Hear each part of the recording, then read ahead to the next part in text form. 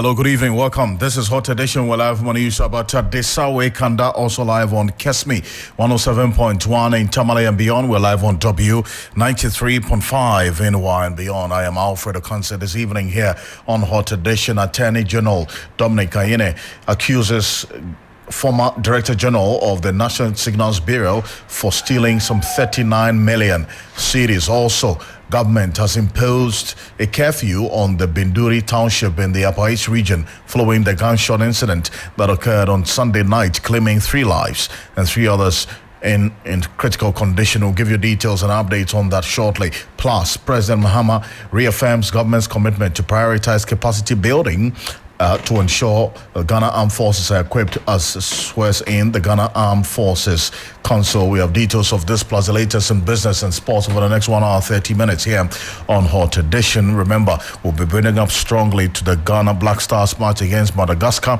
later today. But for now, let's settle for a summary of the news. Safwa Boahen is here. Safwa. Thank you, Alfred, and welcome to the news summary segment. Let's settle for the details now. And our first story, the Attorney General Dr. Dominic Kayine has defended the search of former Bank of Ghana Governor Dr. Ernest Addison's home, refuting claims of illegality. He stated the search was conducted under a high court warrant to retrieve suspected criminally acquired items. He criticized Minority Leader Alexander Penyoma for opposing the operation and warned against using parliamentary immunity to defame officials. He clarified that the operation was lawful and hinted at releasing an audio recording of Addison discussing the search if necessary. To our second story now, in the trial of domestic workers and others involved in the theft of some valuables from the home of former Sanitation Minister Cecilia Dapa took another 10 today.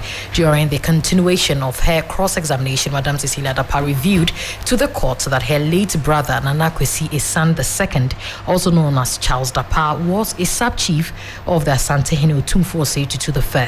She previously claimed the accused stole $210,000 belonging to him. Lawyer Augustine Jamefi suggested that stolen jewelry belonged to the wife of the Asante Hene and had been returned after public pressure. However, Cecilia Dapa denied knowledge of this, while the 7 accused persons have pleaded not guilty to charges of theft, conspiracy, and money laundering. Away from that, a gun attack at a drinking spot in the Binduri, district, Upper East region, left 3 people dead and 3 others injured. The incident occurred near the Binduri market, sending shockwaves through the community. Assailants on motorbikes opened fire before fleeing. Authorities suspect the attack is linked to the ongoing Boko chieftaincy conflict. Security agencies have launched an investigation as residents demand stronger security measures. To our last story now, in Daniel Cranton, also known as Nana Amache, has denied allegations of selling journalist Ahmed Swale's photographs to MP Kennedy Japan before Swale's 2019 murder.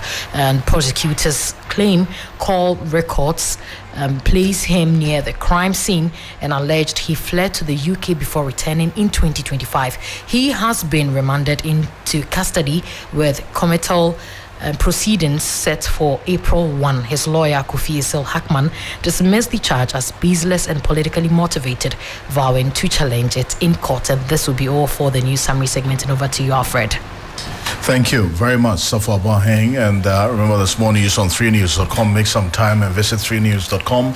This is Hot Edition. We're live on Kesmi 107.1 in Tamale and also on W 93.5 in Wa and beyond. Now, brace yourselves for a rumble in the jungle. These are the words of Dr. Dominic Kayine as he dropped details on ongoing investigations into corruption-related matters by some officials of the previous administration. Dr. Dominic Kayine, at a media briefing today, revealed how some 39 million cedis was embezzled by a former director of the National Signals Bureau.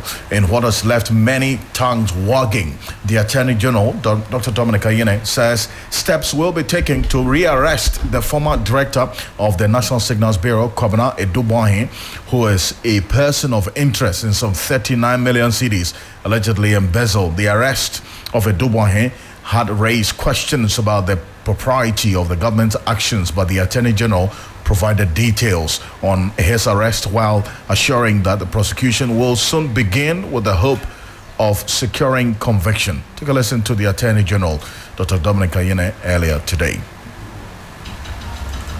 Now, he also owns a company known as Vertex Properties. Vertex Properties. And we trace the proceeds of crime to Vertex Properties also. They have Vertex Properties owns 27 houses located at Oyarfa. Each house costs, an estimated cost of $295,000 United States of American dollars.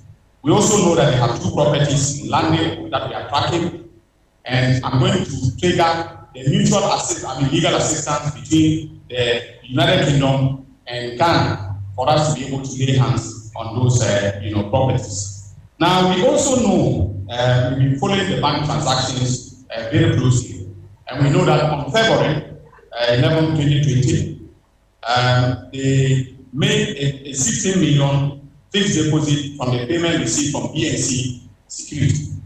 This was from the initial payment of 27 million 100,000 Ghana cedis. On April 3rd, 2020, Mr. Dubois alone withdrew 7 million 250,000 Ghana cedis, okay, in cash. He withdrew that in cash. This payment came out of the second transfer of the 21 million from BNC National Security to BNC, his private company. On April 24th, 2020, 1.5 million cash withdrawal was made. On the same day, he made payments to a real estate company to the tune of 1,566,000. So you see the coincidence, okay, of the transactions that were taking place. Then February to September, out of the 49 million, which was transferred from BNC National Security to his private BNC, about 99% was withdrawn by him personally, and they were largely very large cash withdrawals. And we believe that those were withdrawals that were made for him to make the deposit for the properties that I enumerated above. Now we are still tracking suspect Eduboni and his assets, and then of course his wife, but we'll conclude in the next few days and file charges against him and the other suspects. So they are currently in detention. We have given them bail conditions from EOCO, he and his wife and the other suspect. Now the reason I'm not mentioning the other suspects is that for purposes of our strategy, and if they are listening to me, they should take this very seriously, the other suspects. For purposes of our investigation and prosecution, okay, we may have to use some of them as prosecution witnesses. If they give us the offer, fine. If they don't want to cooperate with this evidence, I don't see how they and the suspect will get out of, being convicted. But of course, they will have to, their guilt will have to be proven beyond reasonable doubt. But we have all the evidence from what you can see from the enumeration that we have all the evidence, including receipts of payments and withdrawals, slips and so on. So now, in respect of oral, significant work is going on in relation to the investigations of the allegations of looting of state resources contained in the oral report submitted to me a few weeks ago. That's Dr. Dominic Kayine there. Very shocking detail, and in fact, that's it put out at the press conference earlier today, and a number of you have been reacting to it on social media. We get to some of the comments in a bit, but on the search of the home of the former governor of the central bank, Dr. Kayine warned the minority against impugning the integrity of state entities. He explained warrants were obtained for the search of Dr. Addison's home, and there was no item stolen, as alleged by the minority leader sometime last week. So how come that a search of the governor's house, based upon credible intelligence that we received, and I was the one who applied for the warrants and got them issued by the High Court for the searches to be conducted? Why is that the case? Are some people now above the law? that we cannot conduct a legally sanctioned, search, constitutionally sanctioned search in their houses. Maybe they are above the law. Okay, but no one is above the law in this country. We are all subject to the Constitution. And in terms of the Constitution, under Article 18, all right, there are limits to what you can do by saying that you cannot, your house will not be searched. So we obtain warrants, and if the media wants, I can make those warrants available. Okay, so there was no raid on his house, and there was nothing illegal or unconstitutional about what we did. That's Dr. Dominic Ayene there. Let's say a bit further on this, and let's start the conversation on the back of that comment that Dr. Ayene made in respect of the former governor of the central bank's home being searched, and he reiterated that point that indeed they did so with a warrant, and we have secured a copy of the said warrant for the search of the former governor's house. And if you go on our Facebook page at 3FM927, we're going to post a copy of that warrant right now, so you can also follow every step of the way. But Richard Komado is a security analyst and a former operative of the BNI, now National Intelligence Bureau. He's joining us on the telephone right now. So Komado, appreciate your time. Thank you for joining us here on Hot Edition. Now, here the Attorney General now directly responding to Alexander Apenyo-Marking on the matter of the allegation that these operatives of the National Intelligence Bureau stole some 10,000 cedis from the governor's home and also jewelry belonging to his wife. Now, beyond this reply and the caution that the Attorney General gives, that's the minority leader, what else would you expect, especially because this is an allegation that still has not been proven as yet?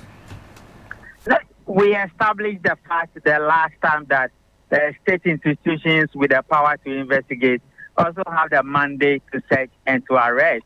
We also established the fact that Uncle Addison could seek a redress in court if he feels his money has been stolen.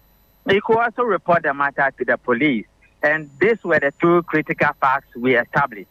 We also established the fact that the operatives from the National Security Secretariat would definitely not speak to the media, but to the extent that the Deputy Attorney General took responsibility, it is left in the hands of the Attorney General to clear the air in that regard. And I am happy that they have cleared the air now.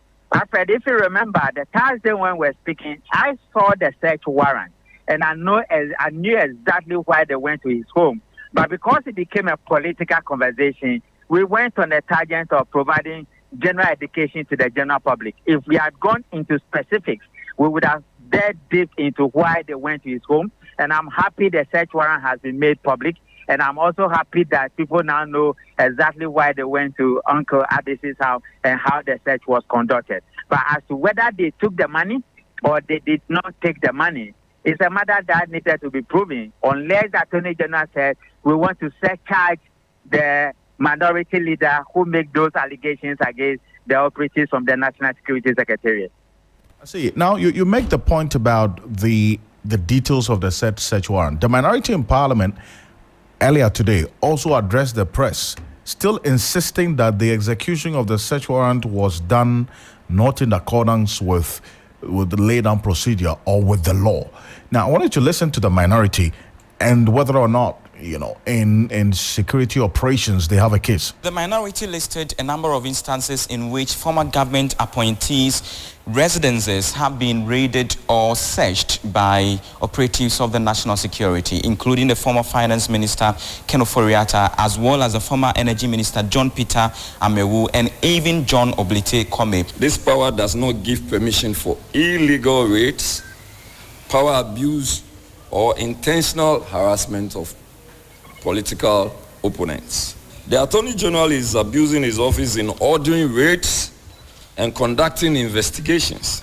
He is no longer acting as an officer of the court, but is instead acting as someone who has conducted his own inquisition, determined guilt of a suspect, and is seeking to force his view or his views on the courts. Since when did we have an Attorney General who himself orders arrest, conducts investigations, and examines his own evidence to determine if a prima facie case is being documented or docketed against a suspect. The minority also reacted to comments made by Deputy Attorney General Justice Shrimsai in relation to the immunity enjoyed by parliamentarians. They say that it is rather the state security apparatus that has been weaponized for a political purpose. If indeed a court-issued warrant truly existed, why was it not presented to Dr. Addison before or during the raid?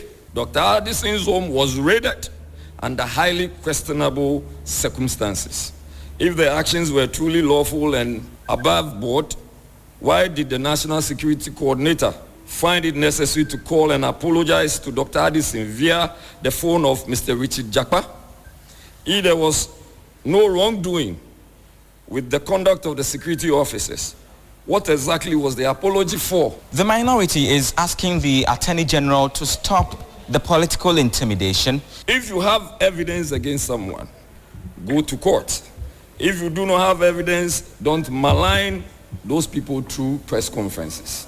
I do not know what kind of criminal jurisprudence that is. The arrests, detentions, midnight home raids, and threats are relics of the coup era.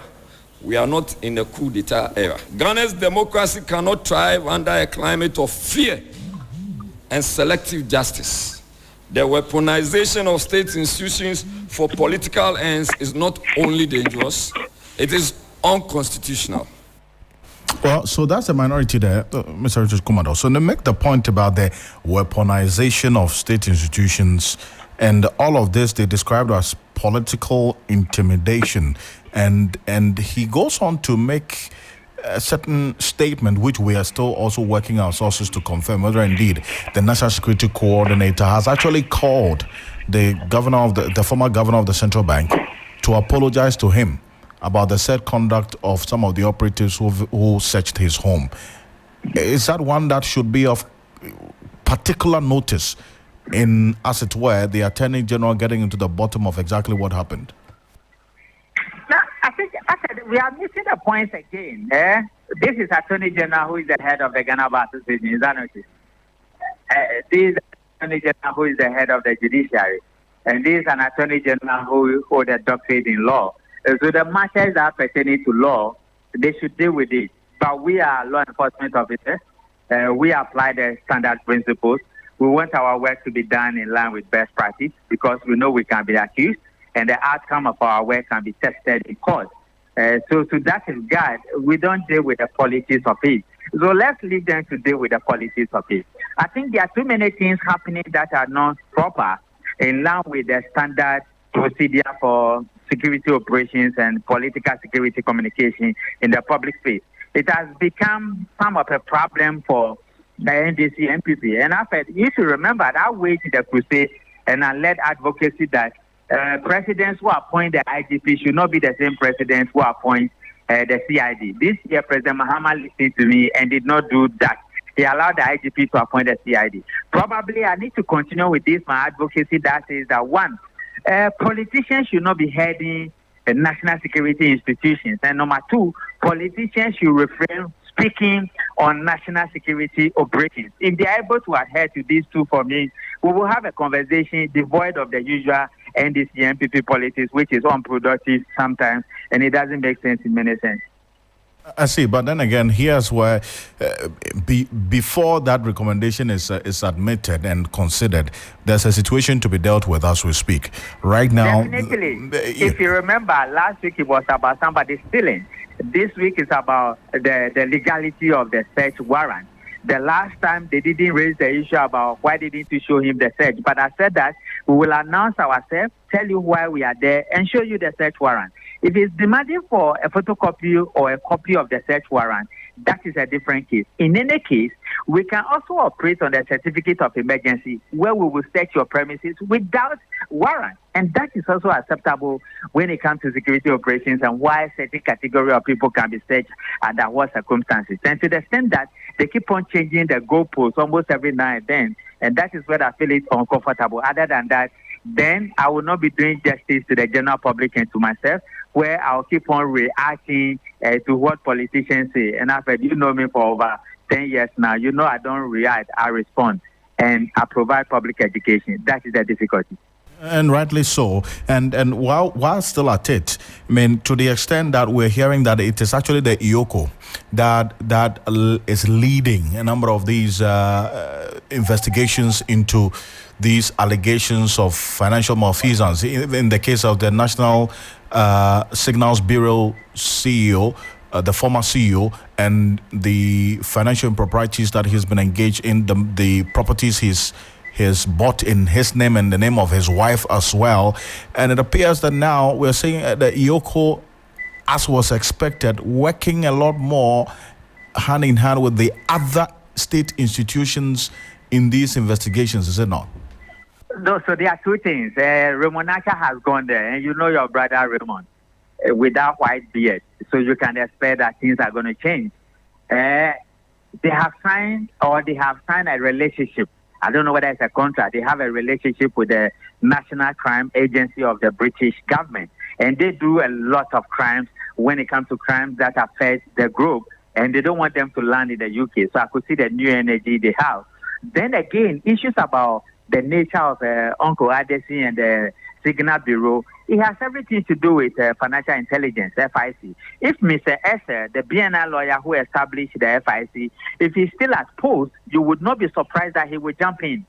If the BNI lawyers who established Yoko and they turn it from SFO to Yoko, they would have jumped in. You would have also not be surprised to see the BNI jumping in and the police jumping in at the same time, because there are issues about money laundering. If you listen to the Signal Bureau and the transactions, then there are issues of economic crime, there are issues of BNI interested in it, and there are issues of financial crime from the police. So there's nothing wrong at all when all of them jump in at the same time, or they do it simultaneously or one after the other. What is important is that the state is trying very hard to prevent crime and to investigate fraud and to bring perpetrators to book by retrieving the money, and even before talking about sending people to prison. And I'm happy with that. We should allow them to do it. When they get it wrong, we ask them, you are getting it wrong. But to the extent that we want to stop the state from investigating crime, democracies are sustained by people living rightly and being held accountable by their stewardship. Rightly so, and I appreciate your time. Kindly hold on a bit for me. And fortunately, been joined by private legal practitioner Martin Kpebu. I made reference to a position that he held over the weekend about the raid in the former governor's residence, which the Attorney General responded to the minority today at that press conference. But then again, the minority also making the claim that a phone call has been made apologizing for certain acts of some of the operatives who were there. Lawyer Martin Kpebu, thank you so much for joining us here on Hot Edition. On this particular one, would you expect that if indeed there was a phone call of a sort made, the Attorney General should be minded to get into that, or as it were, that warning to the minority leader should be taken in that stead, so that he will not continue to be the one speaking for and on behalf of Governor Addison, who has lawyers? Okay, Mr. Ocansey, so my personal view, I'll give you that, and then I'll give you what I've been told elsewhere too. So my personal view is that the president should set up a commission of inquiry to go into this case, because this is very embarrassing. We cannot allow this to continue. That the Attorney General, who is the #1 law enforcement officer of the land, has come out to deny that the allegations of the minority leader are marking.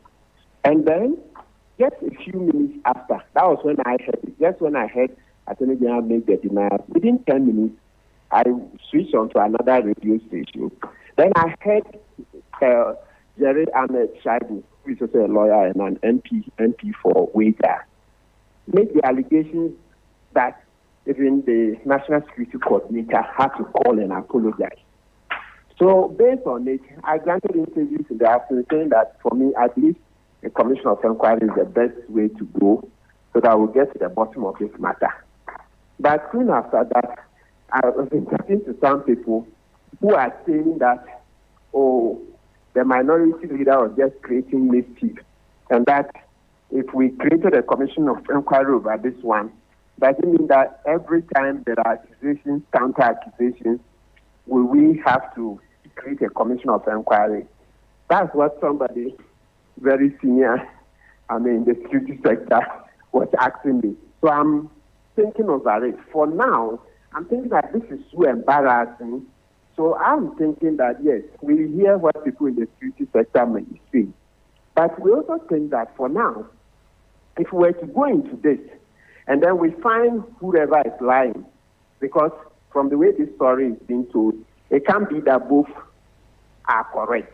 It cannot be. So either money was stolen or it was not stolen. Either necklaces and other jewelry were taken or were not taken. Either an apology was made or it was not made. So this is what we call binary. It's either or. It cannot be middle of the road.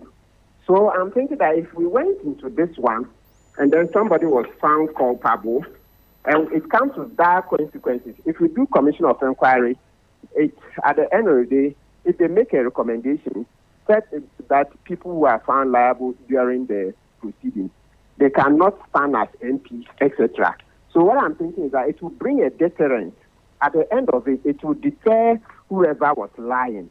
You see, so for those who are saying that, oh, this is just politics, the parties do it to each other, this is my answer to them. So let's set an example. If we got this and somebody is at the end cannot contest as an MP, if you look inside the Constitution, all right, the Article 93, 94, the grounds for standing as an MP. If there is a commission, an adverse finding is made against somebody, a commission of inquiry, and it's been recommended that he shouldn't stand run for public office, that will be it. The person will be banned. So there is a strong sanction. So if this one is done and some people are sanctioned, I'm sure it will deter people. It will deter others from doing political talk. So knowing that this high position, estimacy, or whoever it is, occupies in this our society, if he goes out to lie, if he goes out to say things that are not true and create tension in the nation, well, he can be taken to a commission of inquiry and if found liable for now. The word is not liable, but we can say, and if adverse findings are made against him, these are the repercussions. He cannot be an MP, and if so facto, he cannot be a minister of state, he cannot be commissioner of shrine, he cannot be a judge, he cannot be so many things. So it comes to many repercussions. So I think we should go ahead and do this one. Go ahead. But Counsel, to the extent that, right, to the extent that, I mean, if or assuming Alexander Vejomakin was lying about this 10,000 cedis being stolen from the governor's house, what could be the consequence? Especially because he is an MP, enjoys some immunity, so can anything be done to him at all, assuming what he said wasn't true or is not true? Yes, that's what I just said. Immunity, no. Immunity doesn't come in here at all. The immunity that the MP enjoys is while Parliament is in session. That's what the Constitution says, that he cannot be arrested when he's on his way or attending to Parliament. I don't have the Constitution near me here, but we can paraphrase. So basically, while he's undertaking parliamentary duties, so that's the arrest. So you cannot arrest the MP when he's on his way, he's attending that, or returning from parliamentary duty.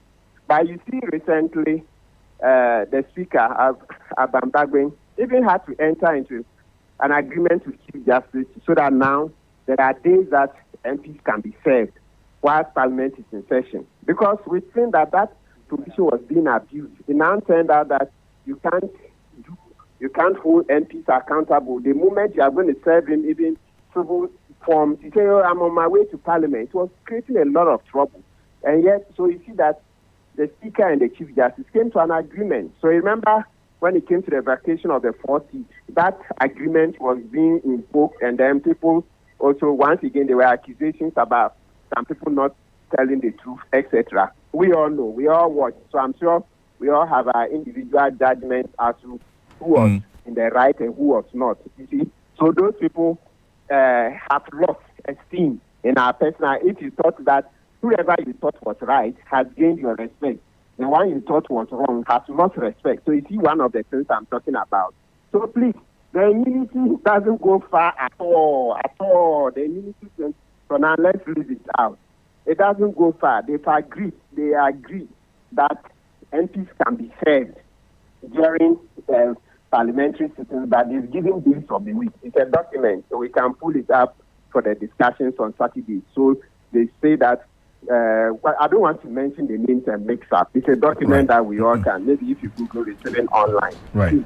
The day the speaker can be served, the day MPs can be served. So let's go into it. If we did this one and got some people this is suffering the adverse consequences, then it will serve as a deterrent to people who want to make statements which can be taken as political talk, or in the same way, people who are occupying public office and then hiding behind it to do things untoward. We must get, as for this case, we cannot let it go that, oh, it's just political talk or whatever. No, let's get to the bottom of it. There should be a commission of inquiry. It will help. It will take us a long way.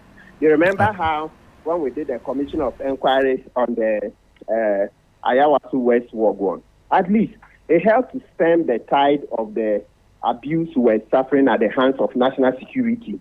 You see that it brought a lot of education, and so it beat back those who were using national security to intimidate citizens, etc. Because by the time we're done, citizens understood that, oh, national security is supposed to be an intelligence agency like CIA. When was the last time you heard that CIA went arresting citizens like this? No, they do very serious matters, terrorism. So you see the Abu Ghraib matter, the bad things they did in Iraq. But you see what they do, serious terrorism matters, things that affect the whole nation.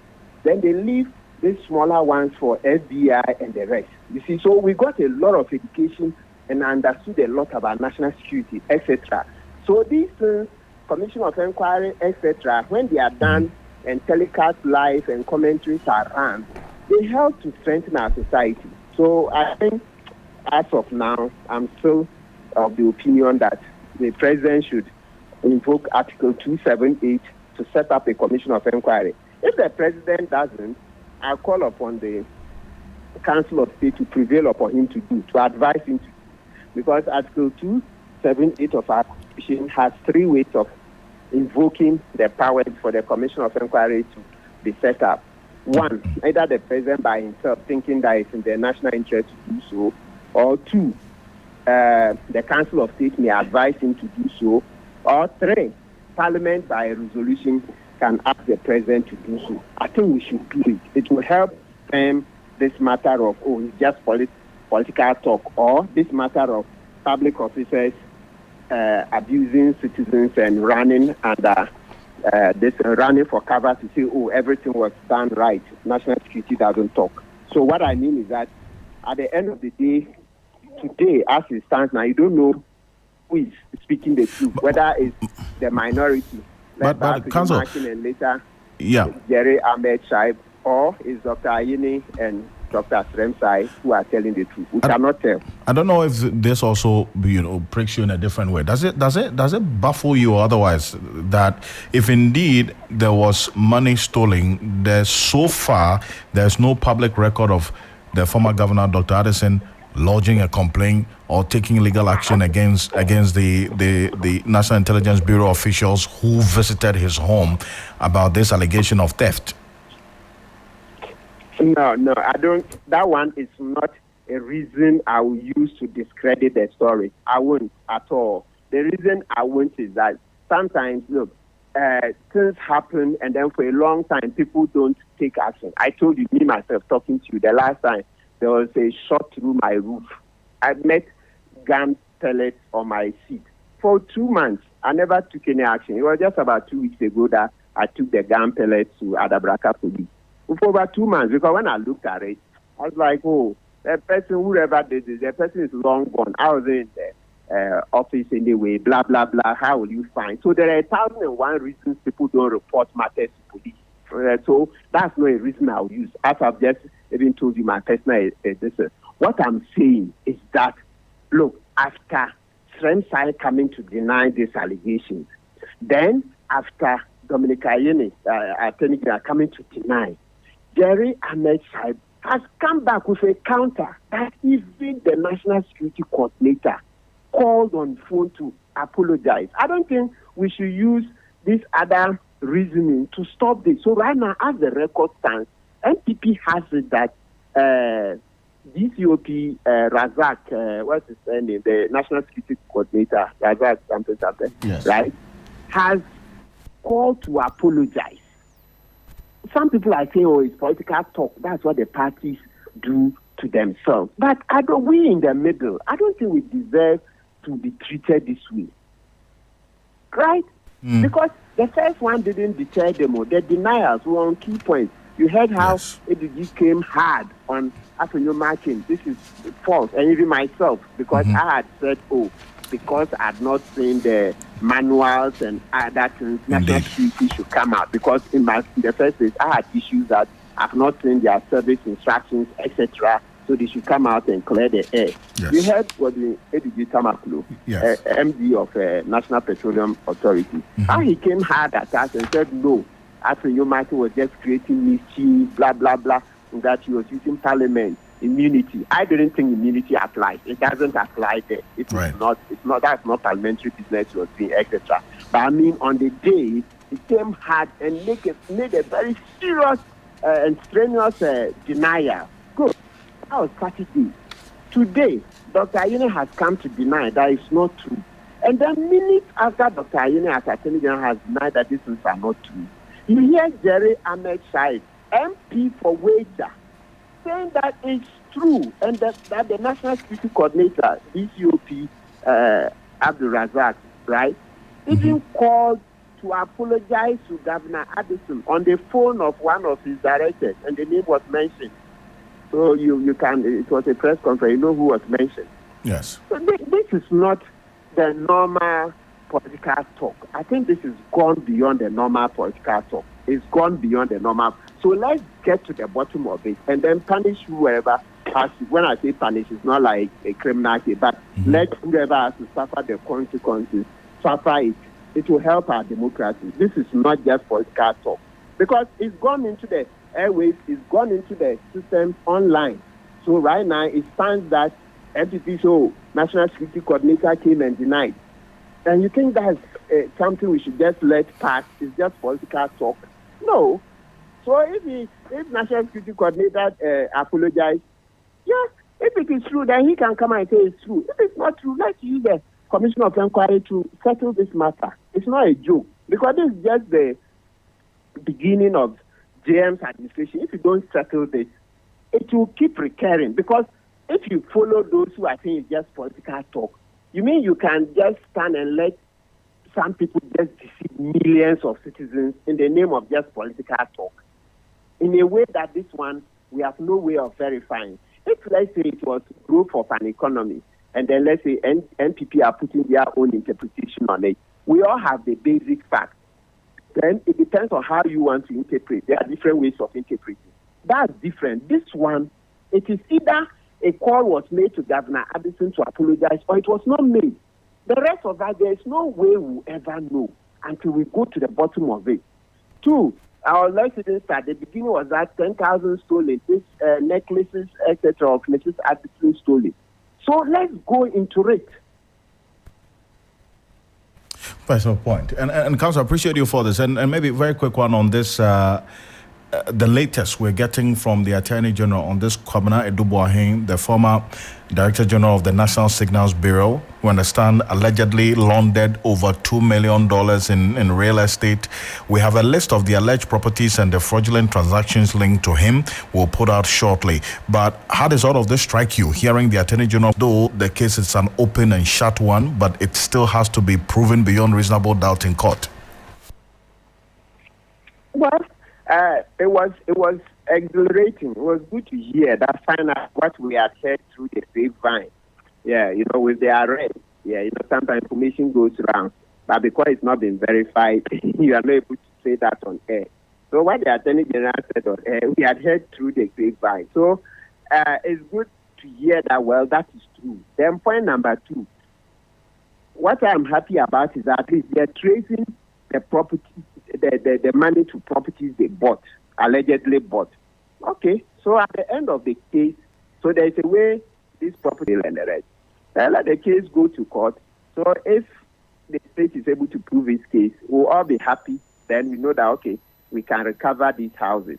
And like Dr. Ayine even said, instead of a long trial, it's also open to the accused to do plea bargaining. Except that before we continue, let me make the point that I'm in favor of us using the non-conviction-based plea bargaining and also recovery of assets. What I mean simply is that usually when you ask somebody to admit to a crime, to be convicted before you accept his plea so that they will reduce the sentence, etc., it's not a good enough incentive. Sometimes the case is delayed. But if you have to tell the person, okay, look, our evidence shows that you took 39 million, so let's round it up to 40. The state wants to take 120 million from you 4 times. I'm just using it as an example. Maybe 4 times is too much. That's 400%. I know customs, when you people on customs goods, when people smuggle, it's about 300%. So maybe let me not be using an example, 300%. So maybe instead of 40 million, we want to take this is 80 million, right? Or maximum. That we want to convict you first before we take. It doesn't help. Sometimes you see some of the cases, you can see that if you are just going to take the money and take interest and some damages, people will be willing to give up. But conviction, our systems are not strong. Sometimes the trials take too long. Lawyers will come and ask for adjournment. Today, this lawyer is sick. Tomorrow, the next lawyer is sick. The third day, this lawyer has to travel. And which are genuine. Yes, I'm a practicing lawyer, so I know they may be genuine and the rest. But what I mean is that the net effect is that the cases delay for years, right? And sometimes we don't even finish. Look at the cases Dr. Ayine had to discontinue. Many cases against the NDC appointees. You see how the cases took long in court. So it's also likely that the NPP can also find lawyers who also come and, defend in such a manner that these cases will take long, even beyond GM's administration.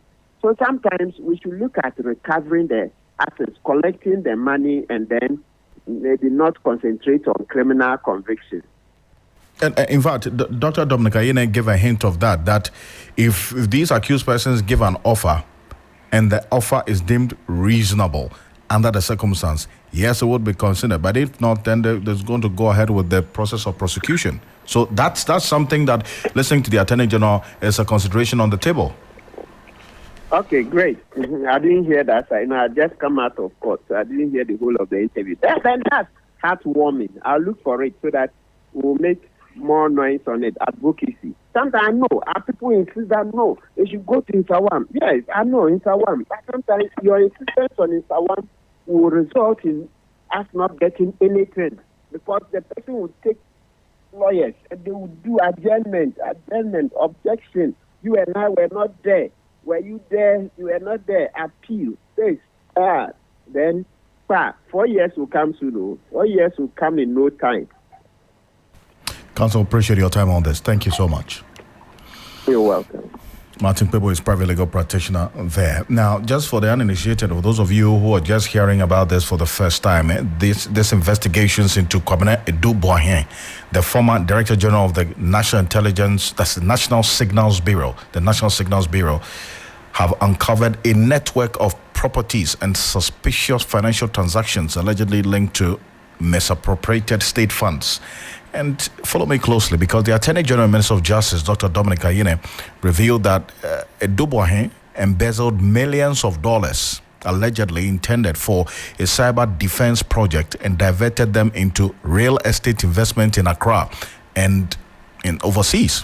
Now, he allegedly used a private company he secretly operated with his wife to siphon funds from a government contract, amassing significant personal wealth over the years. Authorities have now compiled a detailed list of properties, bank transactions, and luxury assets suspected to have been acquired through fraudulent means. Here's a list of the said alleged properties acquired by the two suspects, that's Eduboahen and his wife, since 2018. Economic and Organized Crime Office says they're going to continue to update the list of assets, because this is not the only list of the assets that they are allegedly said to have acquired through the said monies misappropriated.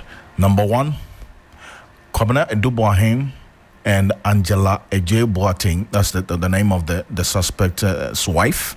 The property address, number 2 Stream, Pat Drive, Mayfair Estate, La Accra. The estimated value of the said property is $1 million, valued at the time at 15 million Ghana cedis, and that has been acquired. And another property again at the same Mayfair Estate, initial cash deposit of $500,000 to buy 5 houses in the said Mayfair Estate in La Accra, specifically around the Airport Hills area, and then also another $200,000 deposit for another house in the Mayfair Estates, another $97,815 deposit for the number 8 Edith Avenue Mayfair Estate, La Accra, another $270,000 deposit for number 9 Edith Avenue Mayfair Estate, La Accra building, and then another $150,000 for number 10 Edith Avenue Mayfair Estate, La Accra, and then also some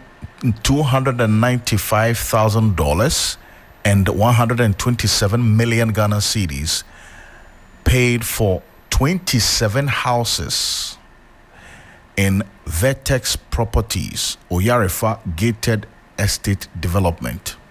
So there are 27 houses that this couple are alleged to have purchased in a gated community in Oyarifa. And then also some 127 million cedis paid as well, in addition to the $295,000 for the said 27 houses they alleged to have purchased in Vertex Properties in Oyarifa. Now, there's another property in London. In fact, there are 2 properties in London as captured on this document from the Attorney General's office. There is also, on February 11, 2020, some 16 million cedis fixed deposit was moved from the payment received from the BNC National Security, and this was from the initial payment of some 27.1 million Ghana cedis. On the 3rd of April 2020, some 7.2 million cedis cash withdrawal was made by Kwabena Eduboahen. This was payment that came out of the second transfer of 21 million cedis from the said BNC of National Security to BNC, that's the private company of Eduboahen and his wife. Now, on the 24th of April 2020, some 1.5 million cedis cash was withdrawn. On the same day, he made payments to a real estate company to the tune of 1.56 million cedis. On the 20th of September, some 1.5 million cedis cash was withdrawn. On the same day, he made payments to a real estate company estimated over 1.56 million cedis. In fact, the details, as I've read to you, if you go on our page on 3news.com, you get the details of it as I just read to you. So this is a document coming through from the Attorney General's office detailing the said assets allegedly acquired by this gentleman, that's the former Director General of the National Signals Bureau, Eduboahen, and his wife, from the monies that were meant for a state contract awarded. And that is what we're hearing right now. Some $2 million laundered in real estates. That's according to the Attorney General, allegedly done so. He has indicated that they've got enough information and documentation to proceed to court on this, and they will still have to prove beyond reasonable doubt. So it's one that we're keeping an eye on, and we'll have Richard Kumado back on the telephone right now. We're getting into the matter of the curfew that has been imposed on the people and township of Binduri in the Upper East region following the incident that occurred on Sunday night by unidentified assailants at a drinking spot near the Binduri market, which has left 3 people dead and 3 others injured. The Ministry of Interior, in a Facebook post, announced that the ministry, on the advice of the Upper East and North East Regional Security Councils and by executive instrument, has imposed curfew in the Binduri township and its environs in the Upper East region from 6 p.m. to 6 a.m. effective today. Now, according to security sources, the attackers stormed the drinking spot on motorbikes and opened fire, killing 3 people on the spot, an incident that has sent shockwaves through the community. The motive behind the attack remains unclear, but security sources suspect it may be linked to the protracted Boko chieftaincy conflict.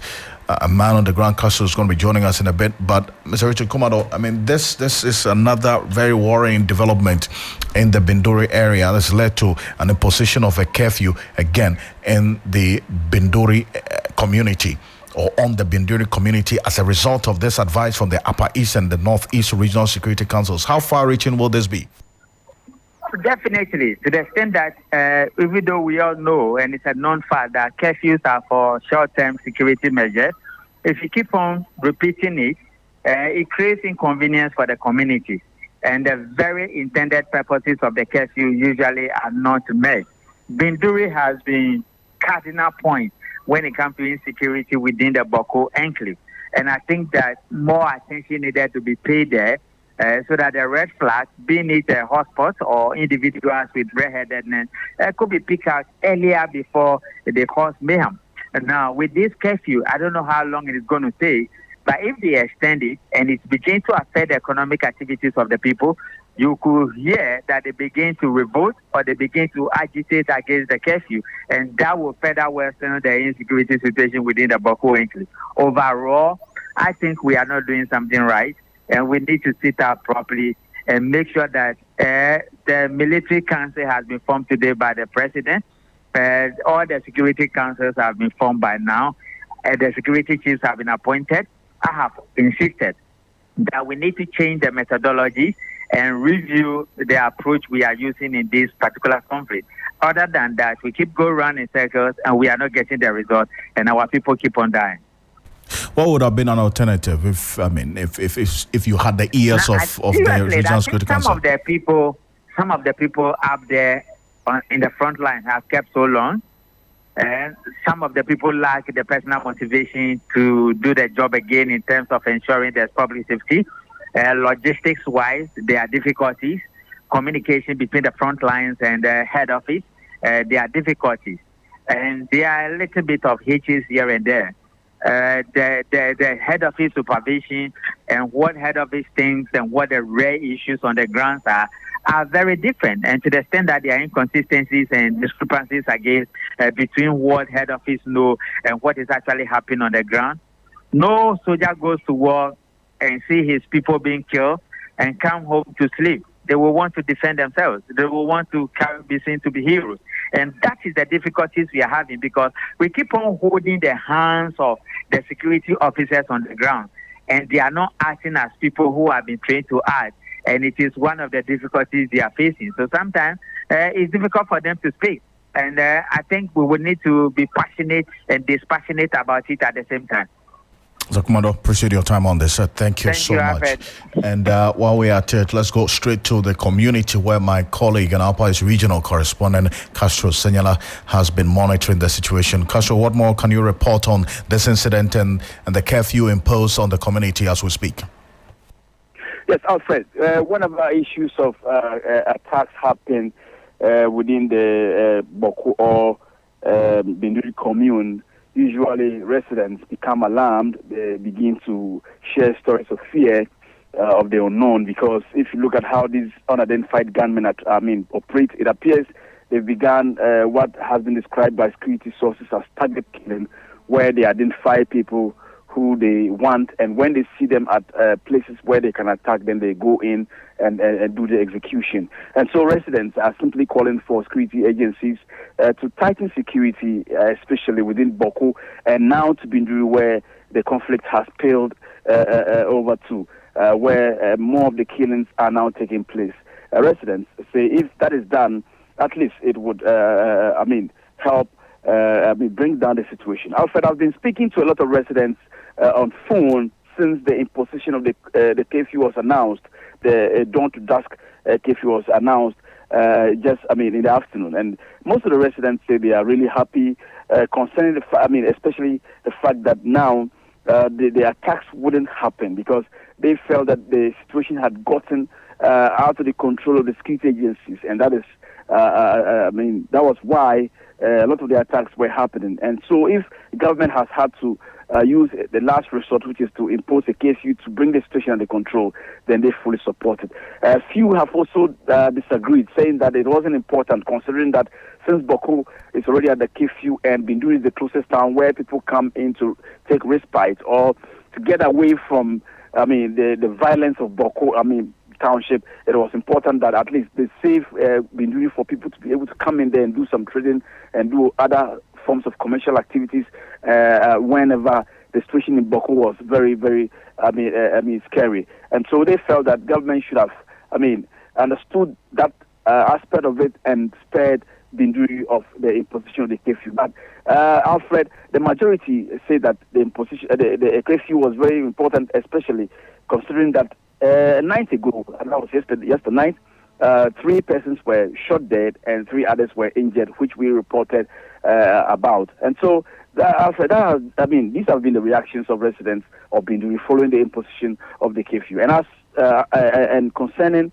the attacks, residents are really living in fear, and the calls have been that the security agencies, especially the military and the police, need to be up and doing. Initially, the calls were for them to heighten their presence on the highways, that is from Pumampung to Bolgatanga, and then from Bolgatanga to Walawali and further to Nasia. But I think those issues have been addressed, as we have not heard of any attacks on the highways for about 3 weeks now. Now the issue has to do with the attacks in Binduri. And for residents, they think the quicker state agencies such as the police and military move in and increase their patrols and intelligence gathering, the better for them as far as bringing these attacks to a close is concerned. Back to you, Alfred. I appreciate you. Thank you so much, Castro, for this update. And Castro Senior is our Upper East Regional correspondent there. So live here on Hot Edition, and newly posted teachers in the Ashanti region have petitioned the regional minister over unpaid 7-month salaries, alleging repeated appeals to the Education Directorate have gone unheeded.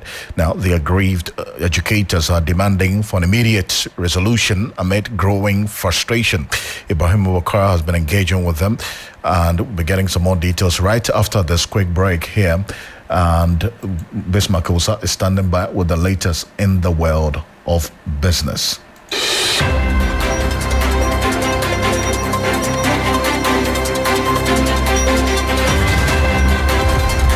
It's the battle of the teams in a 3FM 60-day Fit Start Challenge. Which team will come up tops? Will it be Team Comfort or Team Helen? Will age and tact triumph? Or will youth and energy win? Call or WhatsApp on these numbers: 0532 300 927 or 0532 200 927.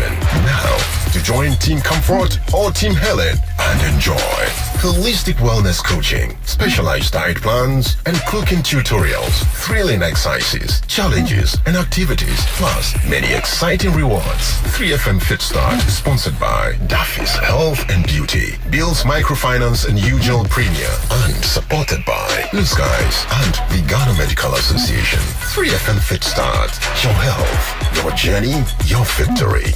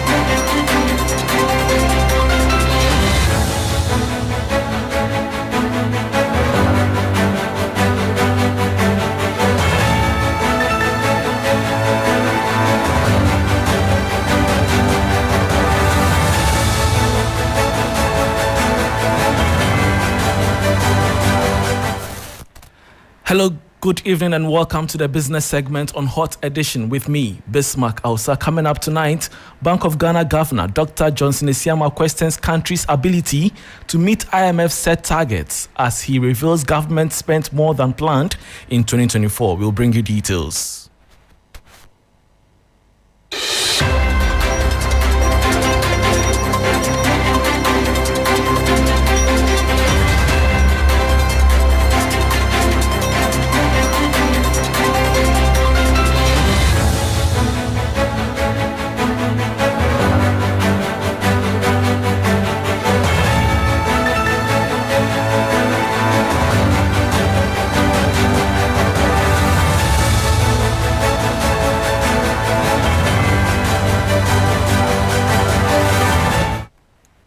Thanks for your company. Now to our very first story.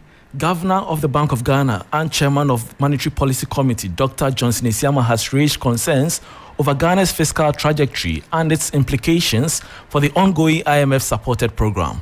He was speaking at the opening of his inaugural MPC deliberations, the 123rd since the committee's inception.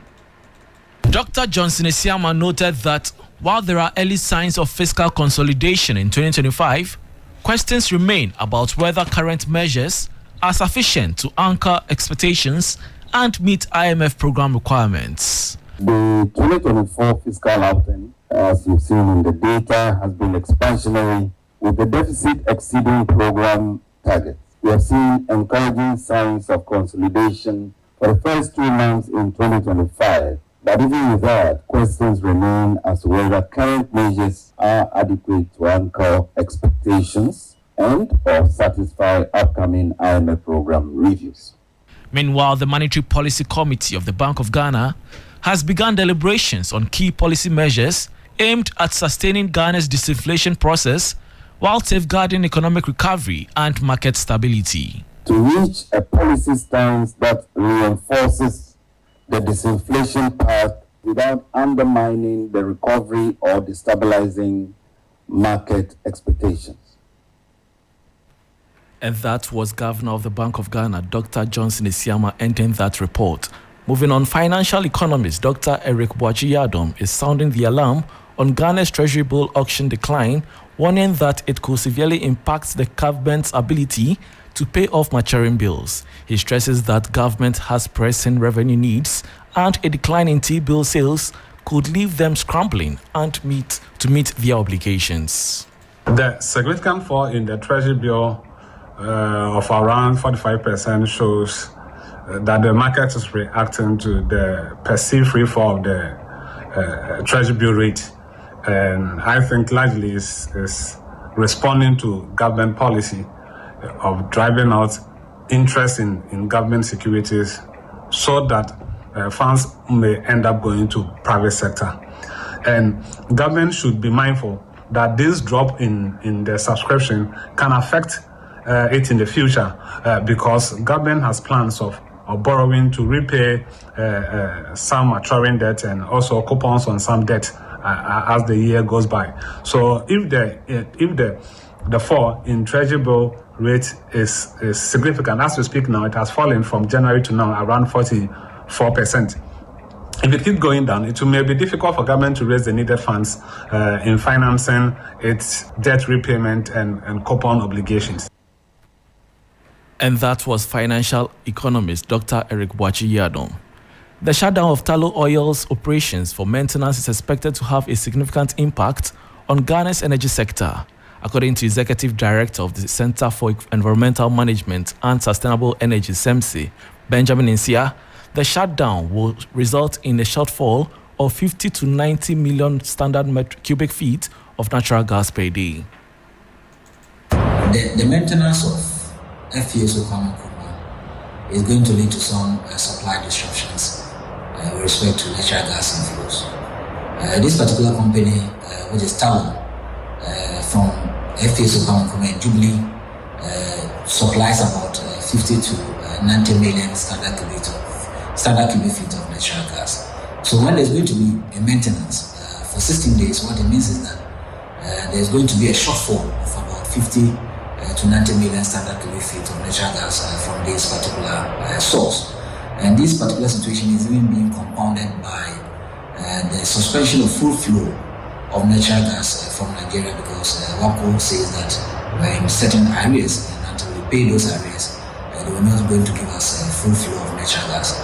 So we are losing natural gas from Nigeria, and we are also losing natural gas from FPSO Kwame Nkrumah.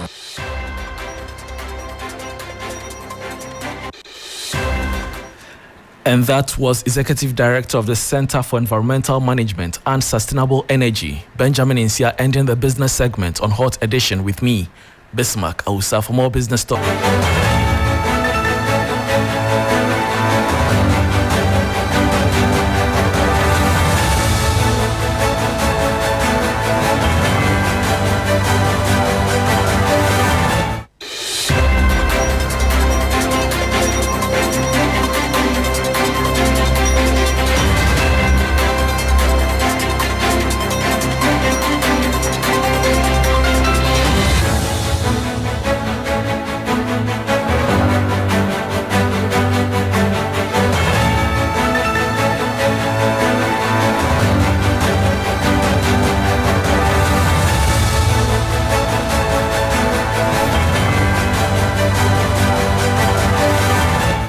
FM 92.7.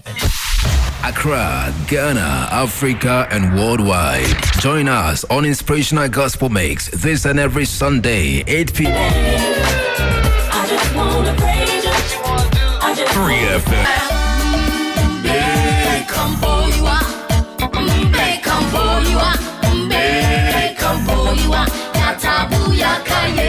What is your favorite scripture? Well, my favorite scripture is Romans 8:28, and it says, all things work together for the good to them that love the Lord. Kwame, that is absolutely my favorite scripture. Yes, your Inspirational Gospel Mix, a moment to get inspired with the best of inspirational songs and interviews to get you prepared for the new week. Every Sunday, 8 p.m. to 10 p.m. with me, your big brother, Kwame Adu, mixing G, mixing gospel. You can't miss it. You are blessed as you listen. 3 FM 92.7.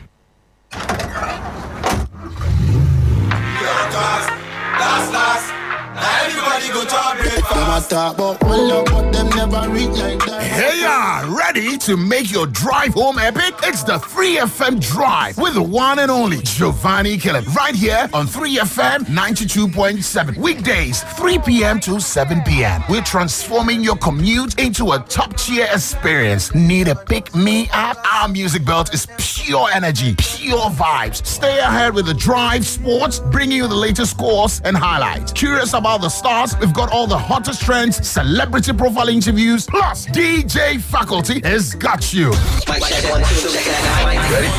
Mondays, Tuesdays, Wednesdays, Thursdays, Fridays on 3FM Drive. You know where it's at. This is where the action is at, live on the 3FM Drive on 3FM 92.7. Welcome to the